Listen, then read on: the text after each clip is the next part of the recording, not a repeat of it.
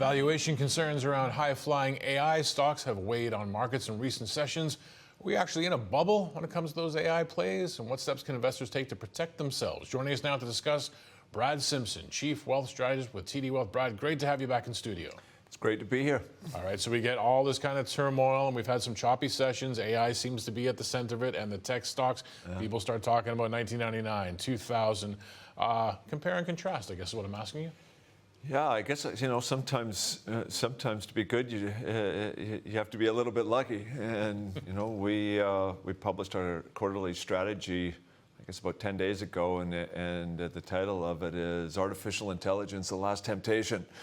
And it's really about looking at markets and look at the valuations and here we are kind of in what we'd call kind of a mini correction this week at any rate. And I think that is the big question, that should I be in or should I be out? And is this 2000 and over again? And you look at that. And I get it. There are definitely similarities between the two. I think if you look at it, the narrative back in the 90s was the internet's going to change everything. Now the narrative is AI is going to be everything. Then, if you looked at back then, there was massive retail participation. Oh, we brought a chart. Look at that. Yeah, let's walk through this chart with our crack team here. And on the other side of that is that today there's massive participation from retail, but there's also this passive ETF that you can double lever or triple lever to be able to go out and do it. And so that I'd say that's a pretty interesting. High valuations, negative equity risk premium, elevated multiples, an exuberance in the market. The weak breadth, lots of tech dominance back then. Today, same sort of thing. Easy monetary policy, lots of talk of productivity miracles. Today we've got easy monetary policy, and we also have politicians really involved. We have a lot of fiscal policy and is kicking it down the can down the road, and lots of debt being accumulated, and all this is creating a lot of more money in the system. So if I were a person investing in technology today and then look back at 2000, I think I'd look at some of the similar things and go, ooh, wait a minute, right? Now, there are also some really significant differences. Okay. Right? Let's get into those, yeah. Right, and I think that's the piece that we really want to be able to hit home here on, is that right out of the gate is that, if you look back at the late 1990s and the dot-com craze, is that you had these theoretical businesses that were going to do incredibly well, trading at 100 times if they had earnings. Most of the time they didn't. Today we have very real businesses doing very real things that are very profitable.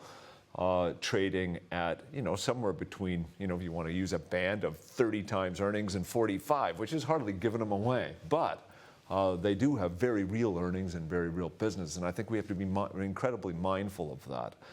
And so I think on balance, when we look at this, is that the summary of our quarterly strategy is that this is not an in or out decision. Right? So if you are all in on the AI trade, I don't think that's where you need to be, and I think that's probably going to end badly.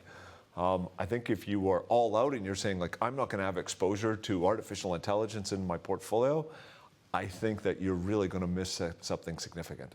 And I think the starting point of that is that if we go back and we look at the late 1990s, the things that we did, the things that the internet promised, it delivered on. When you're watching Netflix, when you're on Facebook, when you're buying something from Amazon, that was all built on that digital platform and delivered what we thought it was going to. It's just we had a bubble along the way. This time, we have a similar scenario, except the companies who are doing it are really profitable. Now, the chart I brought along here is to kind of hit this home is that,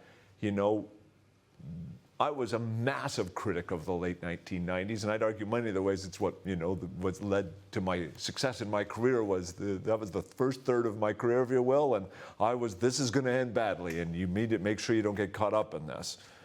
This time I'm saying this is a different scenario, and we have to manage through it a different way. But if I'm wrong on either one of those, if I was wrong then or if I'm wrong now, the bottom line is you have to build a diversified investment portfolio.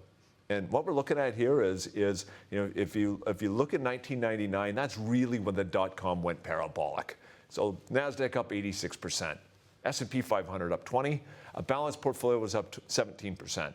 2000 is the first when the first crack happened. NASDAQ goes down 39%, the S&P goes down 10, balanced portfolio goes down 2. Next year, NASDAQ goes down another 21%. TSX or the S&P 500 goes down 13, balanced portfolio goes up 6. We get a 2002 again, right? 32 down for the Nasdaq, 23 for the S&P, down about 8 for the balanced portfolio. Nice rally in 2003. You close out the year. If you look at that as like a 4 to 5 year time horizon, and you were diversified through that parabolic movement up to the big crash down, at the end of the day, for the balanced portfolio, you were up 20%. If those are still negative, yeah. Right, and if the S&P 500, you're down 10, the NASDAQ, you're down 9. The message here is sometimes it gets boring to listen to asset allocation guys like me, but the bottom line is that in environments like this, the absolute best thing you can do if you want to grow and protect capital is do that. Do not be all in, do not be all out, run a good diversified portfolio. And if we're wrong on the call either way, ultimately it's irrelevant.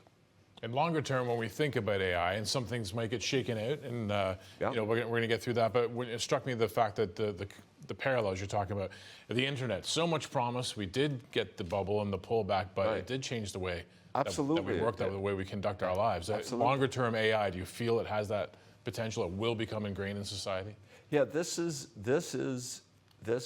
a bigger deal than the internet, and if you actually look at the promise of the internet and what it's delivered on, it's delivered well beyond what the promise was. Artificial intelligence is going to be exactly the same thing, and I think you can go as far as to say is that we are in perhaps the most significant. We are in the revolution since the steam engine in the 1800s, and that transformed the way we lived our lives. And so I think it's unbelievably significant. And for clarity around there, these industrial revolutions you go through are never smooth. Right, like there's going to be severe ups and downs with this. We're going to have to build and manage our way through it. But absolutely, this is a change that is going to impact our society, how our markets work, how we think about things, and we're going to have to think very differently as we go through this.